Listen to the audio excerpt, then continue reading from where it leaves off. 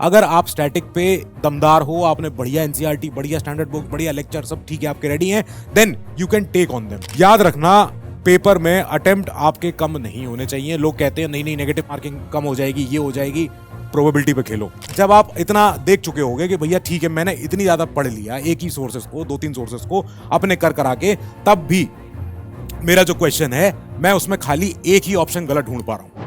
Mock test का benefit देना, इस समय अटेम्प्ट करना बेनिफिट है, जो इस पे आप जो इन्वेस्टमेंट करोगे इस समय मॉक टेस्ट पे, ये आपको फायदा देगा ही देगा। ठीक है, ये इस समय आपका डेवलप कर देगा, ऑब्जेक्टिव अप्रोच डेवलप कर देगा, आपको उस समय का हार्श जो उस समय एटमॉस्फेयर होगा उसको फेस करने की क्षमता देगा। ठीक है, प्रीलिम्स होगा जिस दिन, जैसे भी एग्जाम आएंगे, जब उसमें क्वेश्चन जैसे भी आए, जो भी आए, इजी टफ क्वेश्चन रहेंगे ही रहेंगे। और जो इजी है वो इजी है, जो टफ है वो टफ है। जो ये है टफ क्वेश्चन, ये डिसाइड करते हैं कि आप मेंस लिख रहे हो कि नहीं लिख रहे हो। एंड इससे ज्यादा जरूरी बात ये है जानना कि भैया मेंस जो है वो सबके लिए है।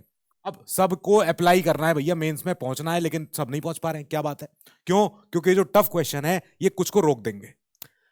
याद रखना, पेपर में अटेम्प्ट आपके कम नहीं होने चाहिए। लोग कहते हैं नहीं नहीं नेगेटिव मार्किंग कम हो जाएगी, ये हो जाएगी, प्रोबेबिलिटी पे खेलो। आप लोग स्मार्ट हो, आप लोग आज की जनरेशन हो, you understand what probability means. आपको पता है कि क्या क्या हो सकता है जब सैंपल साइज बड़ा हो। तो ध्यान रखना, इजी क्वेश्चन सबके लिए रहेंगे। इजी देखो, जनरल ट्रेंड क्या होता है, चाहे कोई टॉपर हो, चाहे कोई ऐसा हो जिसने पिछले 10 साल से स्टडी कर रहा हो जीएस की, वो भी इजी क्वेश्चंस को लेके जाएगा 40 से 45 के बीच में। बस उसके लिए 40-45 हो सकता है इजी हो।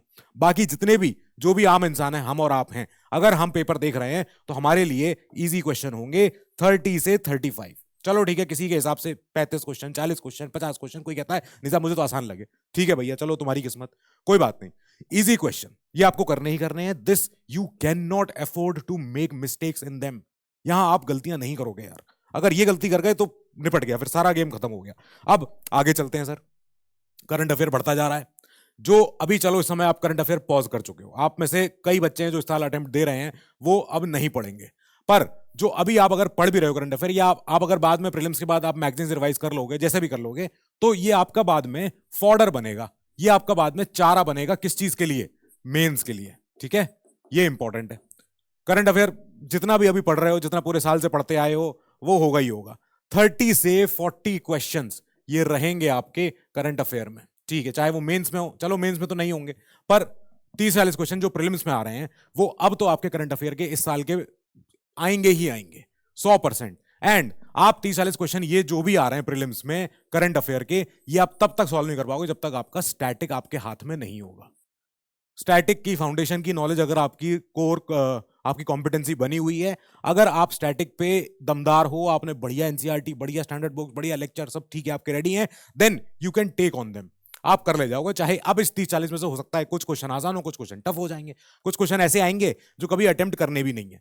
ठीक है, वो कभी पूछ ली डेनिसोवन क्या होता है, होता होगा भैया, नहीं पता इस समय। ठीक है, नहीं आया ऐसे क्वेश्चन को आगे बढ़ो। प्रॉब्लम क्या आएगी? क्योंकि आपके क्वेश्चन पेपर के एक पेज पे जो क्वेश्चन होते हैं, 5-6 क्वेश्चन तो होंगे ही होंगे। ये इन क्वेश्चंस में से एक पॉलिटी का होगा, एक इकोनॉमी का होगा, एक ज्योग्राफी का होगा, एक डिजास्टर, कुछ भी और भी कुछ टॉपिक होते रहेंगे। तो आप स्विच करते जाओगे करते जाओगे करते जाओगे एक पेपर में, एक ही पेज पे। अब यहां पे करंट अफेयर आपको फायदा देगी ही देगी, जो आप ईयर लॉन्ग पीडीएफ में, मान के चल रहा हूं कि आप में से कईयों ने कंसिस्टेंसी बरकरार नहीं करी है। ह्यूमंस हो, आफ्टर ऑल आप भी बच्चे हो, गलतियां आपसे भी होती हैं, गलतियां हमसे भी हुई हैं, कोई बात नहीं। ठीक है, लेकिन इसका एक सॉल्यूशन है, इसका एक आंसर है कि जितनी भी ईयर लॉन्ग जो पीडीएफ आती हैं अप्रैल के महीने में, मई के महीने में, उनमें से कोई भी एक जो आपका मन करे, हम नहीं कहते उड़ान पढ़ो, हम नहीं कहते ये वाली पढ़ो, हम नहीं कहते, जो आपका मन करे एक सोर्स पे निर्भर हो जाओ, एक ही सोर्स पे रहना। रीजन बीइंग कि अगर आप मल्टीपल सोर्सेस पे जाओगे तो उसके साथ एक प्रॉब्लम है। उसके साथ प्रॉब्लम यह है कि जब आप मल्टीपल सोर्सेस पढ़ने शुरू कर देते हो for the same topic, then returns start to get diminished. जो आपको फायदे मिलने होते हैं वो नहीं मिलते हैं, डिमिनिशिंग रिटर्न्स हो जाते हैं when you follow multiple subjects. So do not commit that mistakes. एक ही सोर्स पे अडिग रहना, जैसा भी है। जितनी मैगजीन मार्केट में है, जितनी सारी फ्लैशी चमकीली मैगजीन आजकल आने लग गई हैं, इन सब में 80-20 रूल चलता ही है। क्या है 80-20 रूल? इतना पोर्शन ओवरलैप होता ही है बस। और इसके अलावा जो ऊपर जा रहा है वो सबके लिए टफ है। कोई ऐसा नहीं है अनोखा प्राणी इस धरती पे जो कह सके कि नहीं साहब मैंने 7 मैगजीन पढ़ ली जितनी मार्केट में आती थी। कोई नहीं करता है। हर कोई फोकस करता है 1 या 2 मैगजीन पे। 2 बहुत ज्यादा है, नहीं कहते हम 2 पढ़ने के लिए। आपको करंट अफेयर एक ही जगह एक ही न्यूज है, उसको कितने एंगल से पढ़ लोगे आप? तो हर कोई कंसिस्टेंट नहीं हो सकता है पूरे साल भर, नहीं हो सकता है, कोई बात नहीं, ठीक है। समय होते हैं, बुखार होता है, तबीयत ठीक नहीं होती है, कुछ घर में हारी बीमारी हो जाती है, तो समय बदलता रहता है, कोई बात नहीं, ठीक है। Then there comes PDF. ये डाउनलोड कर लो, कहीं से भी फ्री की मिलती है, टेलीग्राम पे मिल जाती है, इधर उधर मिलती है, फायदा होगा। ईयर लॉन्ग पीडीएफ को आपको लाइन बाय लाइन पढ़ना है, क्योंकि बाद में हम जब कहते हैं कि साहब आया और आप कहते हो नहीं आया, क्वेश्चन नहीं फंसा इसमें से, क्वेश्चन फंसता है। आपको स्टेटमेंट दिखा सकता हूं मैं कि थी स्टेटमेंट, हमने करवाई थी, आई थी। लाइन बाय लाइन आपको पढ़नी पड़ेगी करंट अफेयर जो पूरे साल भर की आती है। आपको इसको रिवाइज करते रहना पड़ेगा, कम से कम नहीं तो 3 बार, क्योंकि इससे 3 बार इसके रिवीजन से क्या होगा कि आप में से अगर कोई केमिस्ट्री जानता हो तो एक वर्ड जानता होगा, डिस्टिलेशन, है ना? डिस्टिलेशन समझते हो क्या होता है? कि क्या फ्रैक्शनल डिस्टिलेशन होता है, या बार बार जो हम करते हैं, जो कोई द्रवित पदार्थ होता है, जब हम उसको बार बार फिल्टर करते जाते हैं, तो आपका रिवीजन जब 3 से 4 बार हो जाएगा करंट अफेयर का, तो आपके फिर जो नोट्स बनेंगे रिवीजन करने के लिए वो 20 पेजेस के होंगे मैक्स, क्योंकि आप इतनी बार रिवाइज कर चुके हो कि मोर देन 70% आपके दिमाग में है। बाकी जो आपके 20 पन्नों में है वो आपको डेटा है, फैक्चुअल डेटा है, या कुछ ऐसा डेटा है जो आपसे मिस हो रहा था, आपने उसको लिखना शुरू कर दिया। आपके करंट अफेयर लास्ट में बचेंगे इतने से, मल्टीपल रिवीजन के बाद, of the single source only. बस फिर बोल रहा हूं मैं, ठीक है। ये हो गया एक पॉइंट, जरूरी था इस पे बात करना। बुक्स के और जो आप लेक्चर्स देखते हो, जो उसके आप क्वेश्चन जब आप देखोगे एग्जाम में, यू कैन नॉट किसी हाल में भी यू कैन नॉट अफोर्ड कि आप इनको अटेम्प्ट करते समय इनमें कोई मिस्टेक कर दो। No, not possible. क्योंकि ये क्वेश्चन ऐसे होंगे जो सबके लिए आसान होंगे, सब ने पढ़े जरूर होंगे। ये क्वेश्चन डिसाइड कर देंगे कि आप आगे मेंस में जा रहे हो कि नहीं जा रहे हो। ये अगर यहां आपने मिस्टेक कर दी, this is cardinal sin, this is अपराध, ये ऐसा अपराध है जो अक्षम्य है, जो फिर माफी नहीं मिलेगी। कि बुक्स वाले क्वेश्चन जो स्टैंडर्ड बुक्स में थे, जो लेक्चर्स में थे, देखे थे, पर नहीं कर पाए। क्या हुआ? कंफ्यूजन हो गया सर, नहीं चल पाया उस समय दिमाग। ये अगर आर्ग्यूमेंट आपने बाद में बोला, then I can guarantee you कि नहीं हो रहा सिलेक्शन। कोई बात नहीं, ठीक है, अगली बार देखेंगे, अब अगले साल देखो उसको। तो सिंसियरिटी आपको बरकरार रखनी है टुवर्ड्स व्हाट? Towards sources. जो भी आपके सोर्सेज हैं, जहां से भी आप पढ़ रहे हो, एनवायरनमेंट, ज्योग्राफी, सब्जेक्ट्स, जैसे भी, ठीक है, आपको अपने सोर्सेज के साथ सिंसियर होना पड़ेगा। सिंसियर होने के साथ ही जितने भी टॉपर्स होते हैं, कोई नहीं कहता कि मैंने तो भैया 50 किताबें पढ़ ली थी, मुझे सब जगह से आंसर चमक रहे थे, दिख रहे थे। नहीं, हर किसी के सोर्सेज उतने ही है। फायदा किसको हो रहा है? जो उन सोर्सेज को बार बार रिवाइज कर रहा है, उन सोर्सेज के साथ टिका हुआ है, कंसिस्टेंट है, उन सोर्सेज के साथ उसने पूरी शिद्दत से मोहब्बत करी है कि साहब मेरी ये किताब है, ये मेरी फेवरेट है, मुझे नहीं पसंद आ रही औरों की किताब है, मुझे नहीं समझ में आ रहा, मुझे एक मिल गई, मेरे लिए इतना ही बहुत है। जो पर्सन बार बार उस किताब को रिवाइज कर रहा है, जिस पर्सन ने प्रैक्टिस करी है एक किक की 1000 टाइम्स, उससे ब्रूस ली को ज्यादा डर होता था। ये नहीं कि 10,000 किक्स उसको आती हैं। तो एक ही सोर्स पे जितने भी आपके जो आपके फिक्स सोर्सेज हैं, उनको आपको टच बस छोड़ना नहीं है उनके साथ। अब अटेम्प्ट करने की बारी आएगी कि जब आप इतना देख चुके होंगे कि भैया ठीक है, मैंने इतनी ज्यादा पढ़ लिया एक ही सोर्सेज को, 2-3 सोर्सेज को अपने कर करा के, तब भी मेरा जो क्वेश्चन है, मैं उसमें खाली एक ही ऑप्शन गलत ढूंढ पा रहा हूं। ये अटेम्प्ट करने वाला पोजीशन है। अब यहां आप पेपर दे रहे हो, ठीक है, आप अटेम्प्ट कर, आपने क्वेश्चन देखा, आपने कहा सर क्वेश्चन में 3 स्टेटमेंट है, 3 में से मुझे खाली एक समझ में आ रही है जो गलत है, ये वाली, ठीक है। अब बची 2 स्टेटमेंट, कंफ्यूजन हो गया मुझे, और जो 4 ऑप्शन है उसमें से मैंने जो 1 गलत थी, मैंने उसके ये वाला कर दिया डिलीट, ये वाला कर दिया, अब 2 बचे मेरे पास ऑप्शन। मैं ऐसा क्वेश्चन छोड़ूंगा नहीं। ये क्वेश्चन मैं सेकंड या थर्ड राउंड में जब पेपर अपने बैठा रहूंगा उस 2 घंटे के अंदर, तो मैं सेकंड या थर्ड राउंड में इस क्वेश्चन को अटेम्प्ट जरूर करूंगा। मैं यहां घबराऊंगा नहीं। क्यों? क्योंकि मैं खेल रहा हूं प्रोबेबिलिटी पे। क्यों ऐसा मैं क्यों बोल रहा हूं? कई लोग कहते हैं अरे नहीं सर, इतना ज्यादा अटेम्प्ट नहीं करना चाहिए, ये नहीं करना चाहिए। There is a reason to it कि अगर आपने 92 से 93 क्वेश्चन अटेम्प्ट किए, तो आपके मोटा मोटी अगर आपने मॉक्स दिए हैं बल भर, तो आपके 66 से लेके 70 क्वेश्चंस आपके पहुंच जाएंगे सही। प्रोबेबिलिटी पे खेलो, बिल्कुल नेगेटिव। ये तब करना आप जब आप अपने सोर्सेस के साथ सिंसियर रहे हो, पढ़ाई करी है साल भर, और थोड़े बहुत भी आपने ऑप्शन, जब आप देखो, जब आप गेस वर्क कर रहे हो, ये रहा स्टडिंग।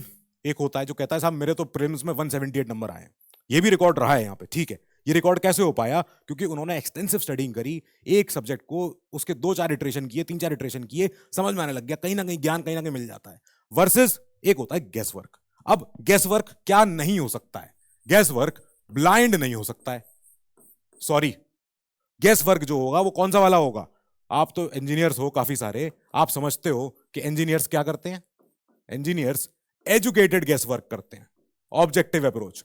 तो अगर आप गेस वर्क कर भी रहे हो, अगर आपको 110 120 का सेफ आंकड़ा छूना है, then you need the help of this. Ignore नहीं कर सकते इसको। पर एक तरफ ये तो है ही फैक्टर, ये तब हो पाएगा जब आपने किया हो पिछले 2 से 3 साल।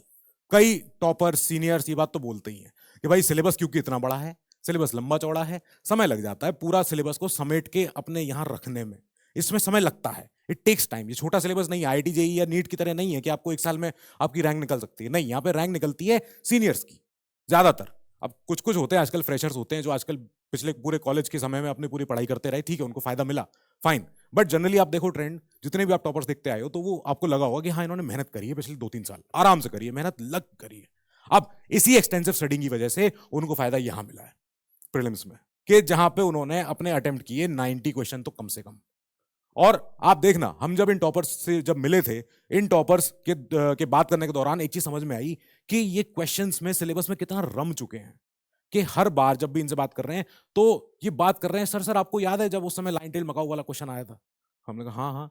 तो अभी भी ये अपने तैयारी के फेज में है, क्योंकि ऑलमोस्ट ये दूसरी बार प्रीलिम्स देने वाले थे, पर लेकिन चलो भगवान का शुक्र है कि इस बार नहीं देना पड़ रहा है। तो ये पेपर के, चाहे वो प्रीलिम्स हो चाहे वो मेंस हो, किसी भी समय पे ये अपने क्वेश्चंस को छोड़ नहीं रहे हैं। ये क्वेश्चंस की दुनिया में काफी ज्यादा समाहित हो चुके हैं, इन्हें सारे क्वेश्चन इनके दिमाग में मैप बने हुए हैं, वो करना पड़ेगा। इतनी एक्सटेंसिव आपको गहराई में जाना पड़ेगा, तब जाके आपको एजुकेटेड गेस आपको देगा फायदा। अब बात करते हैं एक पुराने टॉपिक के लिए, हो सकता है ये बच्चे वो होंगे जो अगले साल अटेम्प्ट देंगे, उनके लिए मुझे बात करनी है। रिवीजन इज मस्ट, इसको किसी भी हाल में कम मत आंकना। कितनी बार बोला है, आगे भी बोलूंगा, पहले भी बोलता आया हूं कि only read what you can revise. जो रिवाइज कर सकते हो वही पढ़ लेना बस। मुझे नहीं तुमसे जानना है कि तुमने कौन सी नई किताब इस बार खरीदी है, नहीं, मुझे नहीं पूछना। मुझे ये बताओ कि आपने रिवीजन प्लस अपडेशन कितनी बार किया है। भाई किताब में तो एक बार लिख दिया गया डेटा, अब उस डेटा को आपने कितनी बार अपडेट किया, कितनी बार आपने उसको देखा कि इस डेटा में अब और कुछ नया एडिशन होने वाला है। हो सकता है कोई नई पीवीटीजी, कोई नई ट्राइब आ जाए, जुड़ जाए, ठीक है, कर दिया उसमें अपडेट, अपना काम हो गया। या हो सकता है कोई नया वल्नरेबल ग्रुप, कोई नया एंडेंजर्ड स्पीशीज, कोई नया कोई भी और डेटा जो हो सकता है, कि आप अगर उसको अपडेट कर पा रहे हो, then you have made it, आप रिवाइज कर रहे हो, ये इंपॉर्टेंट है। और रिवीजन तब बेनिफिशियल है, रिवीजन कैसे भी करें ये भी तो बताओ सर। रिवीजन जब आपका होगा, तो मैं आपको बता रहा हूं, आप जब पूरा कर चुके होगे काफी कुछ मेहनत, तो आपको समझ में आ जाएगा कि मेरा पॉलिटी का जो रिवीजन होगा पूरा का पूरा, वो मैं 10 to 12 डेज में कर सकता हूं बहुत इजीली। क्यों? क्योंकि मेरा आधे से ज्यादा मेरा पॉलिटी जो है पूरे साल हमेशा दिमाग में रहा है, ठीक है। मुझे 10 से 12 दिन चाहिए, मैं प्री के लिए रेडी, ऐसा करना पड़ेगा। अब यही बात आगे चलेगी हमारी, हिस्ट्री के लिए चलेगी हमारी। हिस्ट्री में मैंने टीचर से भी पूछा, लोग भी बता रहे थे, मैंने भी खुद किया, मैंने यहां पे किया है मैंने 10 से 12 डेज में। इसमें मैं क्या क्या कर रहा हूं? इसमें मैं इंपॉर्टेंट पोर्शन कर रहा हूं, मॉडर्न करूंगा, एंशिएंट करूंगा, आर्ट एंड कल्चर करूंगा। यहां पे मैं देखूंगा कि मुझे फायदा कहां ज्यादा मिलने वाला है, बस, ठीक है। ज्योग्राफी के लिए भी मुझे ऐसे ही करना है, ज्योग्राफी के लिए मैं दूंगा 8 से 10 डेज, ठीक है। अभी भी इसमें इको बचा है, इको के लिए मुझे चाहिए 10 डेज। इतने में रिवीजन हो जाएगा, पर ये रिवीजन तब हो पाएगा जब आपने कम से कम 3 बार पढ़ा हो किताब को। 3 बार से कम में ऐसा रिवीजन पॉसिबल नहीं है जो मैं कह रहा हूं। करने से हुआ है, लोगों का हुआ है, लोगों से ही होगा। कि आप उस लिस्ट में आना चाहते हो तो आपको फिर यहां पहुंचना पड़ेगा। अगर इतनी मेहनत करने के लिए राजी हो तो फिर तो ठीक है अगले साल के लिए, वरना फिर अपना प्लान बी सोचते हैं, फिर अपना आगे प्लान सी सोचते हैं अपना आगे, पीसीएस देखेंगे, आरआरबी देखेंगे, रेलवेज देखेंगे, भाई अपना आरबीआई देखेंगे, है ना। तो ऑप्शंस तो बहुत भी हैं। लेकिन अगर आप अगले साल के लिए रेडी होना चाह रहे हो and you want to be here, then you have to make sure कि आपका जो रिवीजन है, जो आपके सिनॉप्टिक नोट्स हैं, वो आपके पास हो। आपने रिवीजन इतनी बार कर रखा हो कि आपके लास्ट में 12 से 20 से 25 पन्नों में करंट अफेयर हो जाए पूरा। 70 से 80 पेजेस में आपका पूरा स्टैटिक आ जाए एक सब्जेक्ट के लिए, वो आप रिवाइज कर लोगे फटाक से, वो हो भी जाएगा रिवाइज। ऐसे ही होगा, आगे भी हुआ है। चलो कोई बात नहीं, ठीक है अपना तो, लेकिन चलो आज समय तो नहीं है।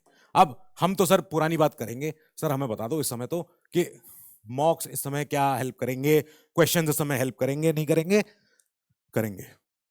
इस समय आप अगर मॉक्स दे रहे हो, उन मॉक्स को देखो, अगर आपके नंबर कम आ रहे हैं कोई बात नहीं, एक बार अगर बीच में मन करे सेक्शनल टेस्ट देके देखो कि हो सकता है मैं फुल लेंथ टेस्ट में समझ नहीं आ रहा है मुझे कहां पे दिक्कत आ रही है, पर सेक्शनल टेस्ट में मुझे समझ में आ जाएगा कि मेरा सब्जेक्ट कौन सा वीक है। ठीक है, जो सब्जेक्ट वीक जा रहा हो एक बार उसका रिवीजन उठा लो फटाक से, उसका रिवीजन निपटाना शुरू कर दो। और एग्जाम चलो 16 जून को है, 13 से 14 जून के बाद पढ़ाई होना बहुत टफ है, फिर पढ़ाई कम हो जाती है क्योंकि नर्वसनेस बढ़ने लगती है, एंजाइटी होने लगती है, टिक्स आने लगते हैं और थोड़ा लगने लगता है कि अब हो पाएगा भी कि नहीं हो पाएगा। कोई बात नहीं, ठीक है 14-15 जून तक अपना सिलेबस अब छोड़ दो, जो हो गया सो हो गया, अब नया कुछ नहीं उठाऊंगा। कुछ अपना गेम खेल लो, कुछ अपना एंजॉयमेंट करो, जो करना है करो, ठीक है, क्योंकि प्रीलिम्स अब हो चुका है, आपके दिमाग से प्रीलिम्स हो चुका है, जितना होना था उस दिन के लिए वो रेडी है। उस दिन जो आपको प्रीलिम्स देना है, फोकस यहाँ रहेगा, इन पे फोकस मत करना क्योंकि ये सबके लिए टफ है। ये याद रखना, जो क्वेश्चन अगर एकदम ऐसा आया है उड़नछू, एकदम बिल्कुल आउट ऑफ द सिलेबस आया है, एकदम आपके सिर के ऊपर जा रहा है, वो सबके लिए वैसा ही है। कोई इसमें 30 मार्क ये नहीं कह सकता कि अरे मैं क्या ही टफ है मेरे लिए, नहीं, सबके लिए टफ है, वो सबके लिए बराबर है। ये क्वेश्चंस डिसाइड कर देंगे इतने कि आप भैया मेंस पहुंच पा रहे हो कि नहीं पहुंच पा रहे हो। सो छोटा सा बस ये मेरा कहने का था, मैंने कहा अभी कोई और डाउट आ रहा हो, कुछ और तकलीफ हो, कुछ मन में कोई और अंदेशा हो, संदेशा हो, प्लीज कमेंट्स में बताना। I will be there for you, we are there for you. Keep studying, stay safe,